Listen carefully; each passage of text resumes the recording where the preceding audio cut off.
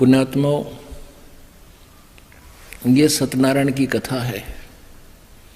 ये सत्यनारायण कथा है, उस अविनाशी भगवान की चर्चा है। ये आप जी का सौभाग्य है कि आपको ये सुनने को मिल रही है और आप जी की आत्मा तर हो रही है। आपको नहीं मालूम आपको कितना लाभ हो रहा है। आप तो बालक हो। आपको बार बार यहाँ बुलाया जाता है इसलिए कि आपको जो भी कोई महीने 15 दिन 10 दिन में फिर लौट कर आओगा, तब तक आपकी आत्मा को तृप्त कर दें।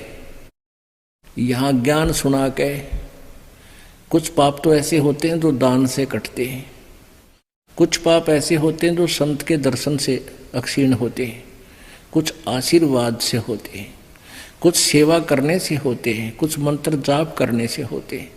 तो यहाँ सब प्रकार के आपसे क्रियाएं करवाई जाती हैं। आप जी तो बच्चे हो, अभी आपको पता नहीं।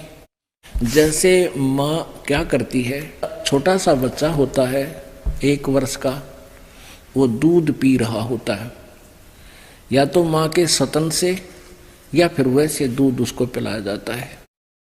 तो वो बच्चा खेल में इतना व्यस्त हो जाता है, दूध पीना भी भूल जाता है। माँ उसको उठाकर लाती है, बेटा आजा दूध पी ले, बहुत देर होगी। तो वो दूध पीता है।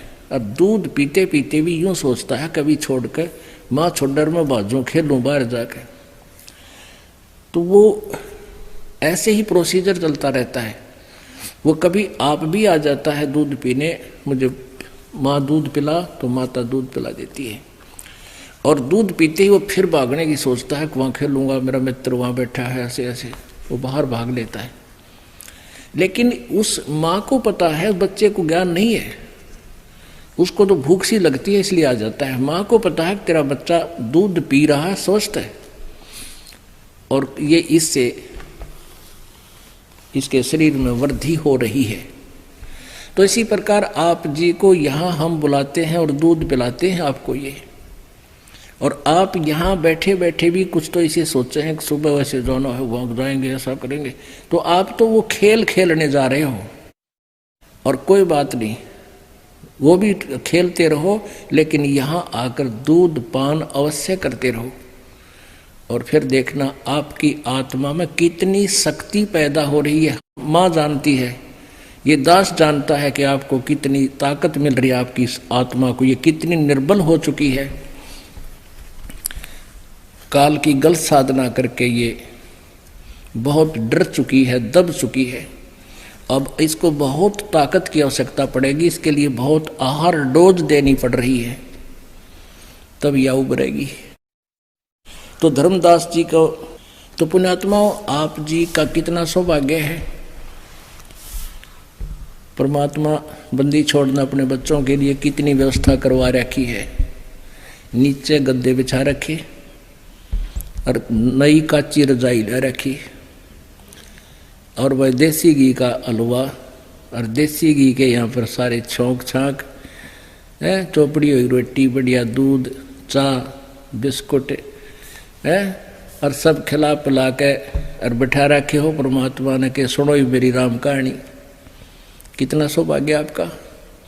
तो इसके लिए थोड़ा सा आपने भी हिम्मत करनी पड़ेगी। थोड़ी सी हिम्मत नहीं आ रहा, सुने ज्ञान न जानते। जैसे आपको कई बार बताया, पहले हम 3 पिक्चर लाया करते, VCR चलाया करते, 100 रुपये किराया दे के, और 9 घंटे सारी रात आंख पानी बैठे रहते, चाय बनवाए जाते, पिए जाते, नो देखे जाते। भाई 100 रुपये पूरे करने हैं, 100 लाग रहे हैं या बीमारी लाग रही थी अपने। तो अब हम इस परमात्मा के लिए जागे, अमृतवाणी सुनने के लिए जागे, चाहे 2 घंटा आध घंटा ज़्यादा भी हो जाए पुण्यात्माओं, लेकिन आत्मा में जो है ना, ये इसकी ताकत प्रवेश हो रही है इस ज्ञान से, ये सत्यनारायण कथा सुन के। बोलो सतगुरुदेव।